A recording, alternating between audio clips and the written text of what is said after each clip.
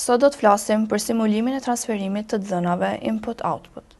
Ky është një koncept shumë i rëndësishëm për të kuptuar se si funksionon një kompjuter nga brenda, pra si lëvizin të dhënat midis CPU-s, memorjes dhe pajisjeve të jashtme.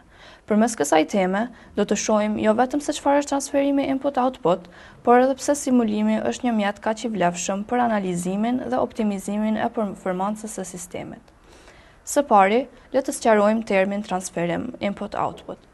Transferimi input-output është procesi përmes të cilit të dhënat lëvizin midis CPU-s, memorjes dhe pajisjeve të jashtme, si tastiera, monitori, disku, printeri apo kartat e rrjetit.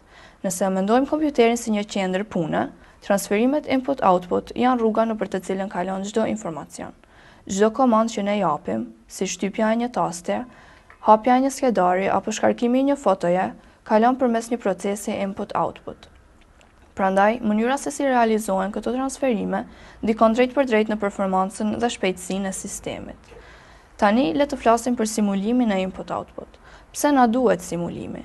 Simulimi na lejon të testojmë dhe analizojmë sjelljen e një sistemi pa pasur nevojë për pajisje fizike.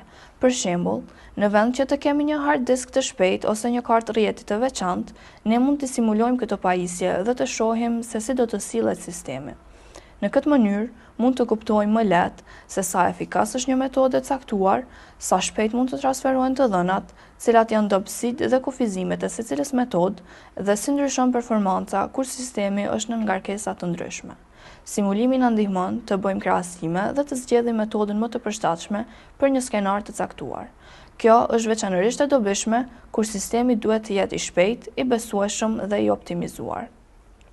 Tani, le të hyjmë te 4 metodat kryesore të transferimit input-output, ku metoda e parë është programmed input-output.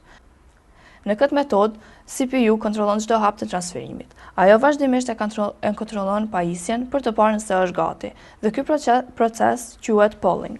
Kjo metodë është e thjeshtë për të implementuar, por është jo efikase. Arsyeja është se CPU harxhon kohë duke pritur në vend që të kryejë detyra të tjera. Në një sistem modern, kjo mund të shkaktojë ngadalësime në performancë. Metoda e dytë është interrupt-driven input-output. Te kjo metodë, pajisja i dërgon një sinjal ndërprerje CPU-s kur është gati për transferim. Kjo do të thotë që CPU nuk ka më nevojë ta kontrollojë vazhdimisht pajisjen, por mund të vazhdojë punën e saj normalisht. Vetëm kur pajisja është gati, ajo e njofton CPU-n. Rezultati është një sistem më efikas dhe më i shpejtë dhe më pak kohë të humbur. Metoda e tretë është Direct Memory Access, ku kjo është një metodë edhe më e avancuar dhe shumë efikase. Këtu, një komponent i veçantë i quajtur DMA controller kryen transferimin direkt midis memorjes dhe pajisjes, pa përfshirë CPU-n në çdo hap. CPU vetëm e nis procesin dhe më pas është e lirë të bëjë punë të tjera. Kjo metodë përdoret për pajisje të shpejta dhe për sasi të mëdha të dhënash, si disqet, kartat grafike dhe rrjetet. Për performancë të lartë, DMA është shpesh zgjidhja më e mirë. Metoda e katërt është Memory Mapped Input-Output. Në këtë metodë, pajisjet trajtohen sikur të ishin adresa normale të memorjes.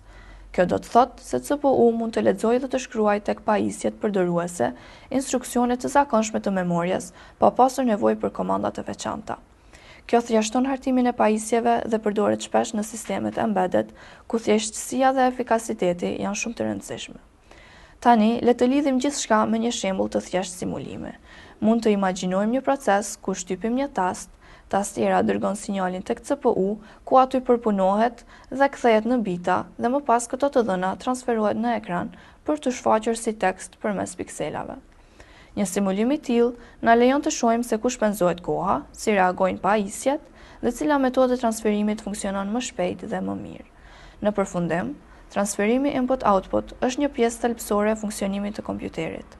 Secila nga këto 4 metodat ka avantazhet dhe kufizimet e saj, dhe simulimi është mjeti që na ndihmon të kuptojmë këto dallime dhe t'i optimizojmë. Faleminderit për vëmendjen.